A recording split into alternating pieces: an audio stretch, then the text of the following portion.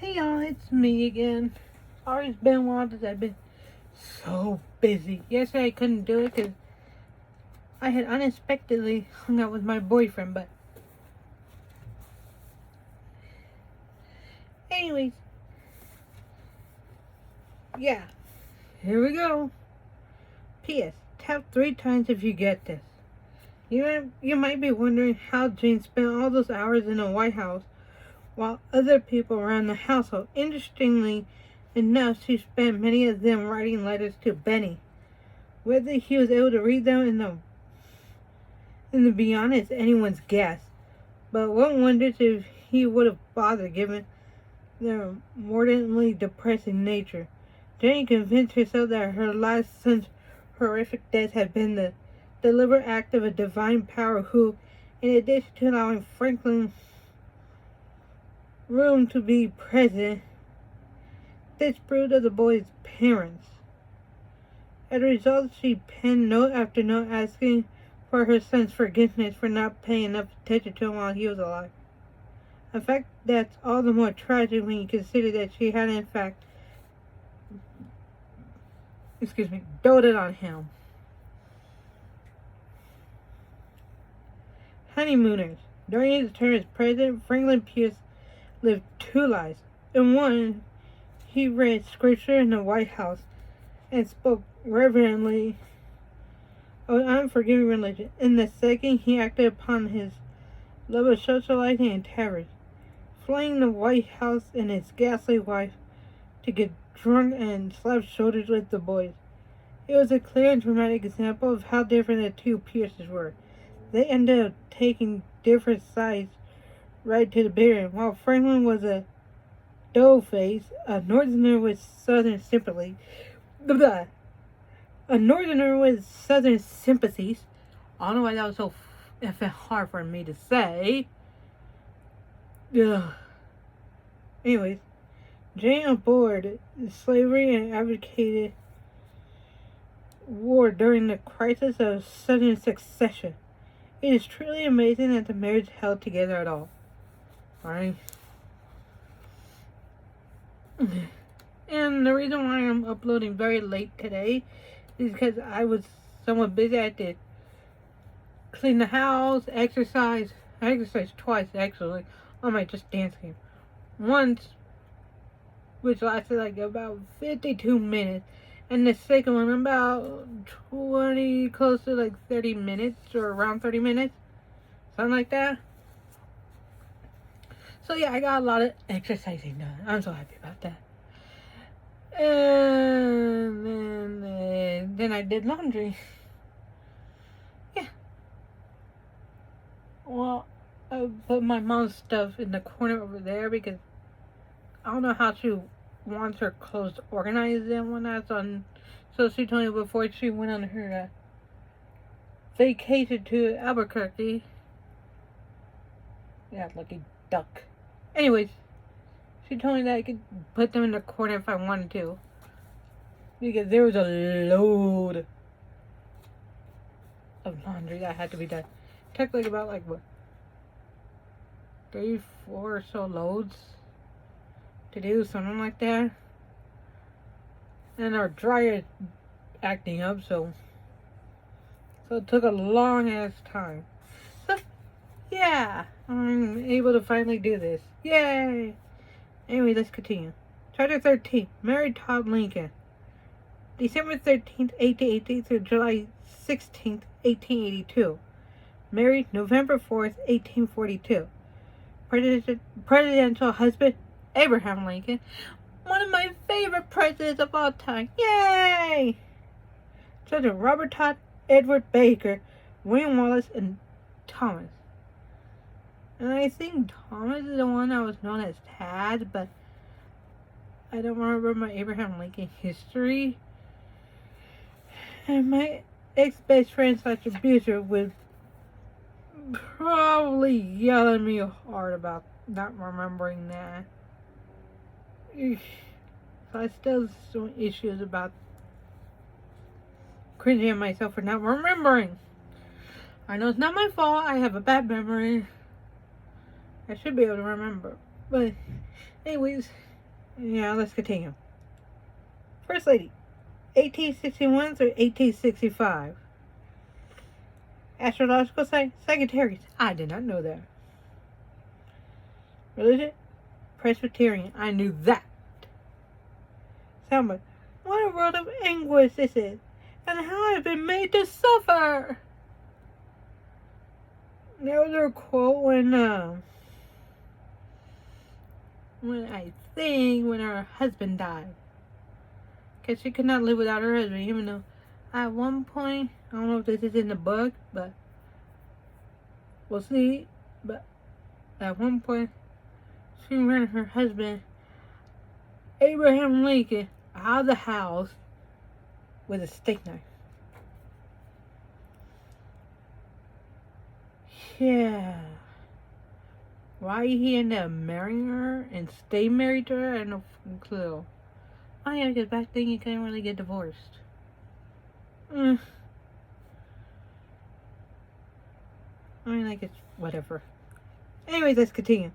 In 1864, during her husband's re-election campaign, Mary Todd Lincoln fretted. It wasn't just that she wished the best for Lincoln and the war-torn country. Her immediate concern was the exposure of a secret she kept from the president for years. Mary had run up a very serious amount of debt from clothing purchases. Should Abe win, she could sell them for a while until some way of paying them off could be found. But should he lose, the couple's transformation into ordinary citizens would leave her no option but to tell him. And that worried her terribly. Like, they. Purchasing the latest fashion with reckless abandon was a manifestation of one of Mary's defining traits. They believed that being First Lady came with certain entitlements, one which was the right to look the part. Oh my fucking lord. Sorry for cussing. Being the spouse of a president had been a goal of Mary since her Kentucky youth. Born the third daughter of 7 children to Robert Smith Todd and Eliza Parker Todd, Mary was a quintessential Lexington belle. Her prominent family bought her the finest education of the day, schooling her in everything from music and dance to mathematics and geography. Blessed with an extraordinary intellect, she quickly absorbed it all. Her French was flawless, her razor-sharp wit, razor-sharp, and she earned a reputation as a gregarious young lady who never shied away from expressing her opinions or throwing herself into an argument. Lively, literate, and wit smart, she was clearly destined for great things.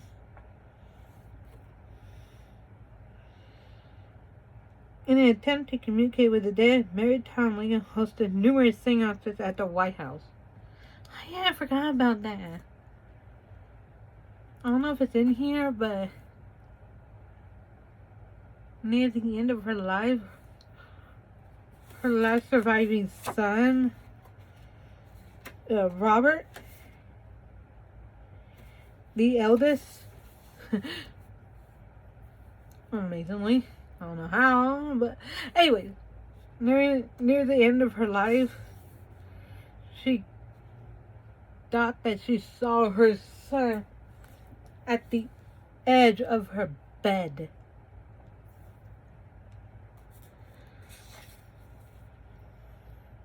So, after all that, Robert Todd just couldn't handle it anymore and sent her off to be in a mental institution. So, anyways, yeah. And she knew it. Such confidence gave her an edge that became saturated with feelings of resentment and anger. The result of clashes with her insensitive stepmother. Her biological mother died when Mary was only 6. The thorny family situation gave her the impetus to make a life of her own.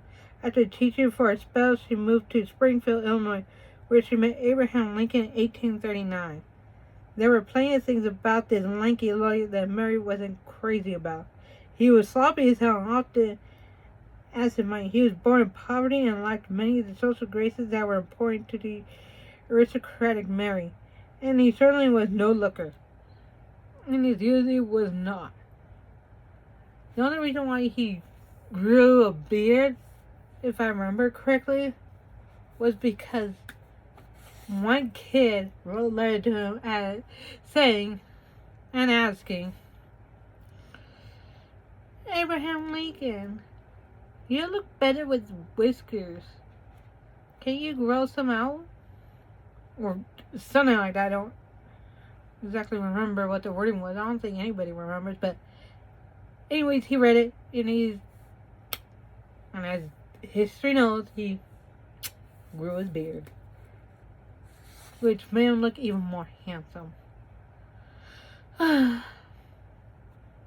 I mean, like, he wasn't a looker without his whiskers, his beard. But I mean, like, he wasn't bad looking either. I'll post some pictures about him later.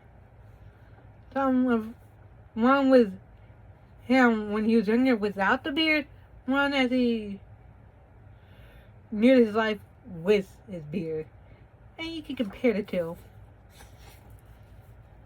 I mean, like, he's not bad looking without it, but at the same time, you know.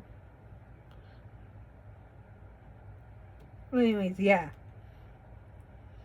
But he was profoundly smart, honest, almost to a fault, and positively glowing with potential. Determined to find a man who was going places, the notoriously flirtatious Mary passed up on a long line of suitors to be with Abe, including Abe's political opponent, Stephen Douglas. That I did not know. Wow. Certainly he was destined for greatness. After a troubled courtship in which jealousies and misunderstandings nearly ended their relationship, the two were married in 1842. Abe traveled often on the law circuit, leaving Mary to carry on alone much of the time. While she soon became known as a lavish entertainer, she also became known as a temperamental witch. Especially to household servants who often simply took off rather than cope with Mary's explosion. Such confusing turns of temper would become legendary, as would her husband's capacity for patiently enduring them. Right? I mean, like, wow! He had the patience of a saint. Are you kidding me? Are you effing kidding me? Though the two possess tremendously different personalities, they're undoubtedly in love, which is a good thing because they need it in the coming years. I mean, like, kind of like me and Robbie. I don't know how Robbie always deals with me, especially when I'm on my period, because when I'm on my period, you don't want to see me on my period. I get very hungry, very cranky, very emotional, very attached. I mean, like, when he has to go back to the group home, when I'm on my period, I cry. And I mean, like, sniffling and tears are silently coming down my cheeks crying when I'm on my period. I don't know why. I think it's because of my PCOS, which stands for polycystic ovary syndrome, which basically means I have cysts on my ovaries. But anyways, I think that's why I'm so emotional when but I don't know. I'm just guessing at this point. But yeah, during that time, Robbie has a patience of a saint, and I love him even more for it. I'm just to say all that because their relationship almost reminds me of me and Robbie's. Me and my boyfriend's relationship. Robbie is my boyfriend. God, I love him. Anyways, though Lincoln was elected to the United States Congress in 1846, his political career eventually began to fizzle, much to Mary's chagrin. If Abe was eager to climb the political ladder, Mary was even more so, and she began to involve herself in her husband's campaign with a gusto that was quite rare for the age. Worldly, social, and very well educated, she was perfectly suited for the role and effectively stumped on Abe's behalf. Her efforts paid out during the Lincoln-Douglas debates of 1858, which really put Abe on the map. In 1860, the new Republican Party nominated him for the presidency, touching off a firestorm of controversy throughout the country as tensions over the extension of slavery put the South on the brink of secession. Though Abe was no abolitionist, he was staunchly against slavery's progress in Western territories and states, and his election blew up into a civil war. Yeah, he was the president of during the Civil War. If you did not know that. The conflict compelled Lincoln and his family to skulk into Washington like human contraband, dodging the threat of assassination. Yeah, and there's some political comics or whatever they're called. I make fun of him for it. Out there somewhere. I don't know, you go looking for them. Because I don't really care. I'm not really into politics that much. I do vote, but I don't really vote for who my mom says to vote. Because I'm not really into, like I just said, I'm not really into politics that much. I don't really care. As long as it's not something stupid. As long as it's not someone stupid like Trump. I can't believe people voted for Trump once, and I hope they don't vote for him again. Because if they do,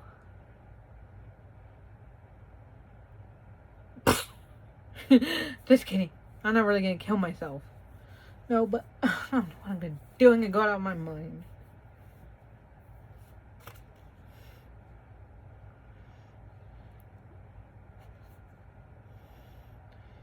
It was a somewhat ignominious start, but Mary had arrived at last. She had bet on the right horse and couldn't wait to cash in on her winnings. First on the list was the White House itself. It needed refurbishing badly, and Mary rose to the occasion.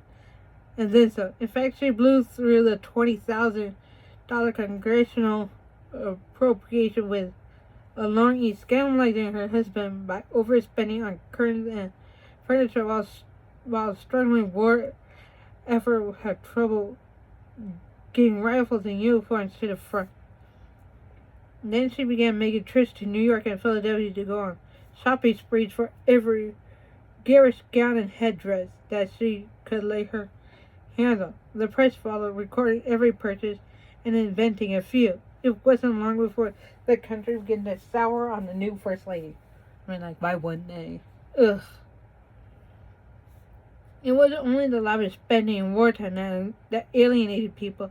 Having been an integral part of Abe's political career for years, Mary soon realized upon entertaining the White House that her husband no longer needed her advice as much as he once had. Men surrounded him now, ready to develop a hostile relationship with Mary. She returned the hostility in spades, accusing the cabinet of self-interested behavior and even disloyalty. The administration became a cockpit of sparring egos. Even the servants were put off, letting Mary the hellcat for her intemperate behavior and resigning with disturbing regularity. Things really went haywire when in 1862 Willie, Mary's favorite son, died of typhoid fever. If she was already hot-headed and abrasive, she now became utterly unmanageable. The shopping streets continued apace, though now Mary favored black gowns. Like they. Her rants became more frequent, fueled by an increasingly hostile press. Why couldn't I say press? I don't know why. And even given Abe's seemingly infinite reservoir of patience was starting to run thin, Mary turned to spiritualism in the hopes that seances could reach Willie's spirit. Tension mixed with modern melancholia, arguments and rumors dominated White House life, and Lincoln's cabinet members loathed and She was the First Lady by turns. But beneath all the erratic behavior and hysteria remained an intelligent, compassionate one. Mary was at least twice as ardent about freeing the slaves as her husband had ever been, and posterity can thank her virtually as much as Abe for the 1863 Emancipation Proclamation.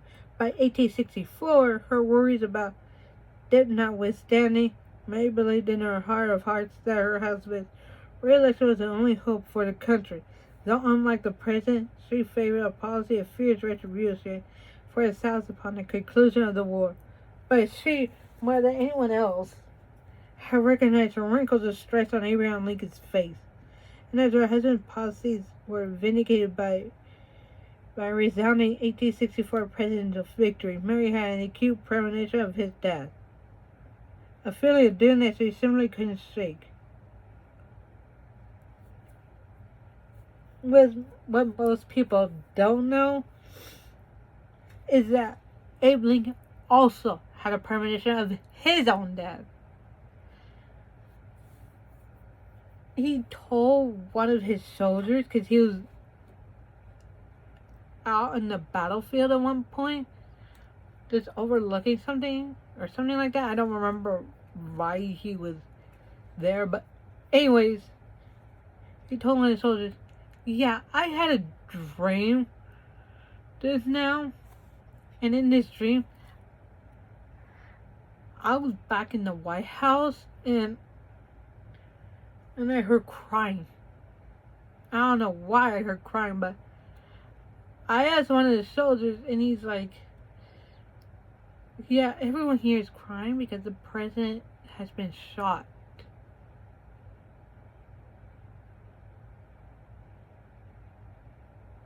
So yeah. And then he, of course, woke up. But yeah. And what most people don't know is that Abe Lincoln's stepmom, because his mom died in childbirth, because, that was common at the time. His stepmom was like, as he was leaving to go to, like, Illinois or something like that, she's like, bye, honey, I'll never see you again. I have a feeling that I'll never see you, that this is the last time I'll ever see you.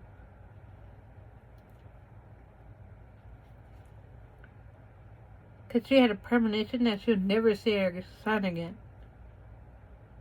I say son, not stepson, because she treated him like a regular son. But anyways, she was right though. She would never see her son again, because years later, he was shot dead. But anyways, let's continue. Her premonition, of course, came true on April 14th, 1865. The hopes and dreams of a lifetime went up in smoke with a bullet from John Wilkes Booth's pistol, and Mary's penchant for irrational behavior made the tragedy even worse. She secluded herself in the bedroom of the unprotected White House while vandals and souvenir seekers ran off with the mattress, tablecloths, and silverware. Former Vice President Andrew Johnson, now Chief Executive, wondered what to do about getting Lincoln's widow to vacate the executive mansion, unaware that she was convinced of his complicity in the plot to murder her husband. To Johnson's irritation, it took her nearly a month to leave the White House. She moved with the two remaining sons to Chicago, there to begin a post-presidential life that was even more miserably sensational than years as First Lady. Saddled with debt, she offered her late husband's paraphernalia in exchange for financial relief, manned by a persistently hostile press, which found an ally in William Herndon, an old law partner of Age who propagated rumors that Lincoln had been in love with another woman. Really. She wrote enraged letters to newspapers and lobbied politicians to defend her, mostly in vain. Racked by pain, she made long sojourns to Europe, where spas offer physical relief and foreign crowds offer anonymity. But tragedy and mischief thwarted peace at virtually every turn. Youngest son Tad, or Thomas, died from a protracted illness in 1871. Illinois court judged her insane in 1875 based on evidence enthusiastically provided by eldest son and only living son, Robert, and severe maladies. Migraine, headaches, back pain, diabetes, feel like taste for sweets began to rob her of her sight and even her ability to sleep at night. Through it all, she fought a long and arduous battle to secure a pension from Congress. It was a defining struggle of her life, pitting her reputation and sense of autonomy against a government and countries that were trying their best to forget her. She went out in 1870, but true to form, started fighting to have it increased. She won that battle too, just months before her degenerating body finally called it quits. She was buried in Springfield, Illinois, beside her husband, the one man who never stopped believing in her and who never lost the capacity to shrug off her impossible eccentricities. About people taking stuff from Abraham Lincoln and whatnot. There's this one actress, because don't forget, he was shot during a play. The play called My American Cousin. I don't know what it was about, because I never really learned it. But anyways, this one actress, she was there to cuddle Abe Lincoln's head in her lap while they were waiting for like the police and whatnot to come. And she continued to wear that dress that was stained with Abe Lincoln's blood. But yeah, because it was a thing to do at the time, I guess. Anyways, please comment, rate, and subscribe down below. And if you're on YouTube, please ring that bell notification so you can know when I upload. And if you're on TikTok, please like and follow my videos, and please pay for something on either my eBay and or my card. Okay? Bye!